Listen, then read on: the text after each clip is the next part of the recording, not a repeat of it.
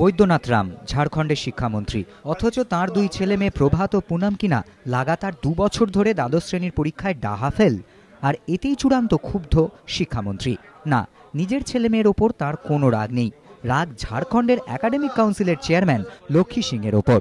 লক্ষ্মী সিংহকে অপসারিত না করা হলে পদত্যাগের হুমকি দিয়েছেন শিক্ষামন্ত্রী। वो अपनी हिटलर शाही दिखाना चाहती है और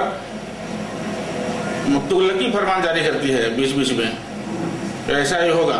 तो एक तो बिल्कुल जैसे कॉमन सेंस जैसी चीज भी अप्लाई नहीं करती है। इन सिस्टम को दुरुस्त करने की जरूरत है।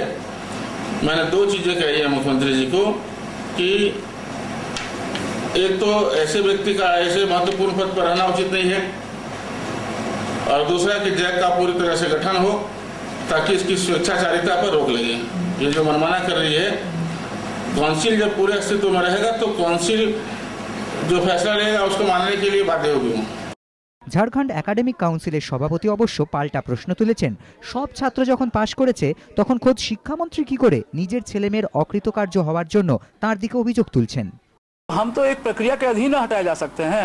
आखिरकार जैक एक एक्ट के तहत बना है, ये सेक्रेटरी बॉडी है और इसमें ये प्रावधान किया गया है कि चेयरमैन को तभी हटाया जा सकता है जबकि वो जैक के विरुद्ध काम करे। तो अगर हमने जैक के विरुद्ध काम किया है तो हमें वो पहले शोकॉज करेंगे, कारण पृच्छा देंगे, कहेंगे कि आप कारण बताइए क्यों नहीं आपको हटाया जाए, चूंकि आपने ऐसा किया है। तो फिर हम उसका जवाब देंगे। जवाब अगर अनसेटिस्फैक्ट्री होगा तभी हटाने की बात आएगी। तो उसके पहले ऐसे कह देने से कि हटा दिया जाए तो हम थोड़े हटेंगे।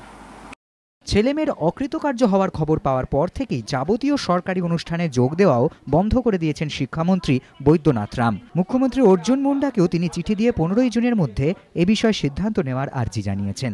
এবিপি আনন্দ।